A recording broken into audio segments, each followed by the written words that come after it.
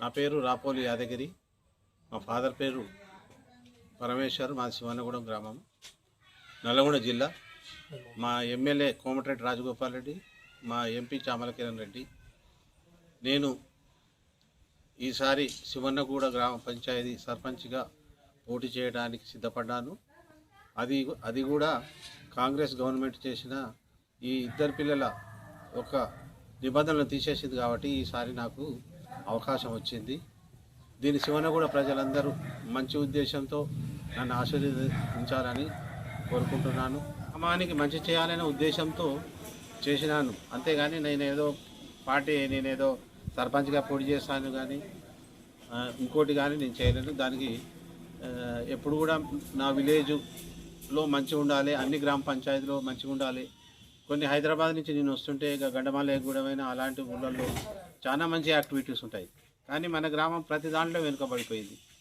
అందులో చాలామంది వలస వెళ్ళిపోయారు. అందుకనే నేను బాగా ఆలోచన చేసి ఈసారి ఏ విధంగానైనా ఈ గ్రామ పంచాయతీలో సర్పంచ్గా పార్టిసిపేట్ చేసి ఈ విలేజ్ని మంచి ఎట్లానంటే ఒక మంచి జిల్లాలనే ఒక మంచి స్థాయిలో ఉండే విధంగా ఈ గ్రామాన్ని చేయాలనేది, గ్రామ పంచాయతీ చేయాలని అనుకుంటా ఉన్నా. ఈ శివన్నగూడ గ్రామ ప్రజలు కూడా ఒకసారి ఆలోచన చేయాలని నా గురించి. నాకంటే ఇప్పుడంటే ముగ్గురు వీళ్ళు ఎత్తివేసారు కాబట్టి నేను సర్పంచ్గా చేయాలని అనుకున్నా. ఇదివరకు కూడా నేను గ్రామంలో బొడ్రాయి పండుగ చేసిన, స్కూల్లో స్టేజెస్ కట్టించిన నా సొంత డబ్బులతో. ఎవరైనా గిట్టనే మా విలేజ్లో ఎవరైనా హాస్పిటల్కి వచ్చినా వాళ్ళ దగ్గర పోవటం, నా వంతు నేను సోషల్ యాక్టివిటీ చేసిన తప్ప నేనేదో సర్పంచ్ చేయాలి, ఏదో చేయాలనే ఉద్దేశంతో ఎన్నడూ చేయలేదు. దానికి మా ఎమ్మెల్యే సాబ్ కూడా మంచి తోడ్పాటు ఇచ్చిండు. నిజంగా చెప్పాలంటే ఈ గ్రామంలో చాలా దౌర్భాగ్యం. ఎందుకంటే ఈ నిధులు గవర్నమెంట్ ఇస్తూనే ఉంది. ఇప్పటికి దగ్గర 2 ఏళ్ళల్లో దగ్గర కోట్లు 60-70 లక్షలు వచ్చినాయి. ఇప్పుడు 30 లక్షల వరకు ఉంది. 3 ఏళ్ళు అయిపోయింది వచ్చి. చేసే మానవుడు లేడు. సీసీ రోడ్డు 3 లక్షల రూపాయలు వచ్చినాయి. ఆ కాగితం ఇప్పుడు నేను చూపిస్తా. దాన్ని తీసి మేము మొన్న పోయి ఓపెన్ చేసినాం. గ్రామ పంచాయతీ బిల్డింగ్ వచ్చింది. ఇప్పుడు ఈ రోడ్లన్నీ నేను 30-40 లక్షలు పోపించిన. ఆ దేవుని కాడికి ఒక 5 లక్షలు పోయించాను. ఇంతవరకు 1 రూపాయి తీసుకోలేదు. పోసే మాటలు లేడు.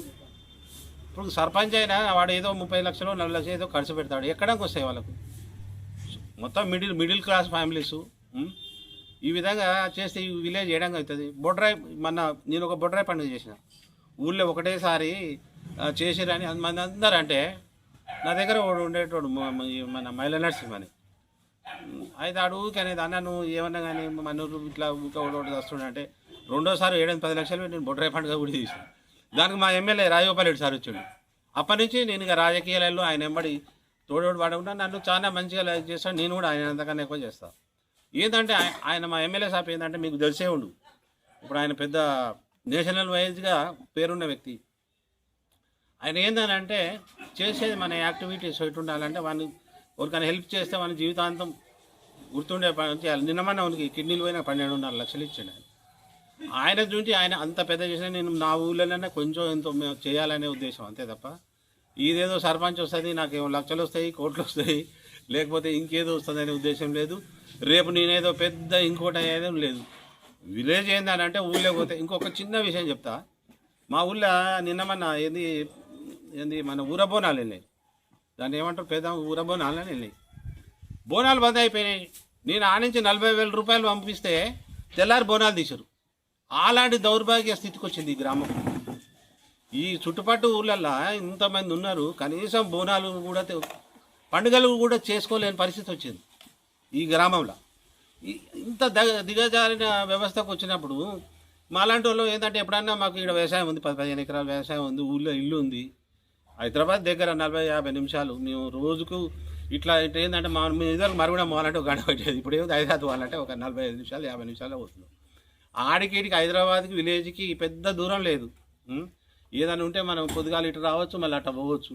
విలేజ్ని కొంచెం మనం వచ్చి మన ఇంట్లో నుంచి పెట్టకుండా వచ్చిన గవర్నమెంట్ నిధులతోనన్నా దాన్ని ఇంకా సవ్యంగా చేయాలి. విలేజ్ని మంచిగా చేయాలి, దోమలు లేకుండా ఉండాలి, ఈ రోగాలు అనేది ఉండొద్దు. రోడ్లు మంచిగా వేయాలి, సీసీ రోడ్లు వేయాలి, మొత్తం ఊరు నిండా పోసి పడేయాలి. మా అంటే ఊరు నిండా సీసీ రోడ్లు డ్రైనేజ్ వేస్తే 1 కోటి రూపాయలు కావు. ఏ ఊళ్ళో చూసినా కానీ సీసీ రోడ్లు ఉన్నాయి. ఈ ఊళ్ళో ఎందుకు సీసీ రోడ్లు లేవు? వచ్చిన రోడ్లు 3 ఏళ్ళ నుంచి పోయలే. అది నా కోపం. దగ్గర పెట్టుకురు ఓన్కని చెప్పనైనా చెప్పాలి కదా, పొయ్యిరా అని. ఇలాంటి పరిస్థితి ఉంది. అందుకనే ఈసారి నేను డెఫినెట్గా సర్పంచ్ చేస్తా. చేయాలనుకుంటున్నా. ఈ శివనగూడ గ్రామ ప్రజలు అందరూ చదువుకున్న వాళ్ళు అందరూ ఉన్నారు, విన్నారా? వాళ్ళందరూ ఒకసారి ఆలోచన చేయాలి. ఏంటంటే ఎవరికేస్తే విలేజ్ మంచిగా డెవలప్ అవుతుంది. ఇందులో పార్టీలకు అతీతంగా, పార్టీలకు అని దీనికి ఏమీ సంబంధం లేదు. పార్టీలకు అతీతంగా ఎవరు మంచిగా చేస్తారు, ఎవరు విలేజ్ మంచిగా డెవలప్ చేస్తారని వాళ్ళకు తెలిసే, ఈ పార్టీకి అందరూ తెలిసే ఉంటుంది. సరే, కొంతమంది మాకు పార్టీ అన్నప్పుడు ఇటు అటు కొన్ని వ్యక్తిగత విభేదాలు ఉంటాయి, అవి ఉంటాయి.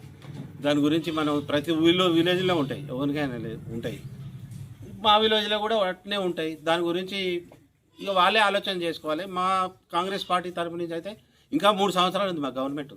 అందుకనే ఈసారి ఏంటంటే ఇంతో అంతో కొంచెం మాది సొంతం నా ఊరు కాబట్టి కొంచెం నాది ఇంతో అంతో బిజినెస్ మంచిగా ఉంది కాబట్టి ఈ గ్రామంలో కొంచెం డెవలప్ చేయాలనే ఉద్దేశంతో నాకు కూడా పెద్ద ఇబ్బందులు ఏం లేవు. ఊరికి రావాలి, ప్రతి వారానికి 2-3 సార్లు వస్తూనే ఉంటాను. వచ్చి ఈ గ్రామానికి కొంచెం డెవలప్ చేసి ఒకసారి ఇచ్చిపెట్టాలనే ఉద్దేశం అంతే తప్ప ఏదో నేను సర్పంచ్ చేయాలి, ఊరి మీద చెలాయించాలనే ఉద్దేశం లేదు. కావున శివనగూడ ప్రజలు మరొకసారి కోరుకుంటా ఉన్నా, మీరు అందరూ మంచిగా ఆలోచన చేయండి. దయచేసి డబ్బులకు కానీ, మద్యాన్ని కానీ, ఇంకేదేనికి కానీ మీరు ఆశపడకుండా ఈసారి డెఫినెట్గా నాకు ఇవ్వండి.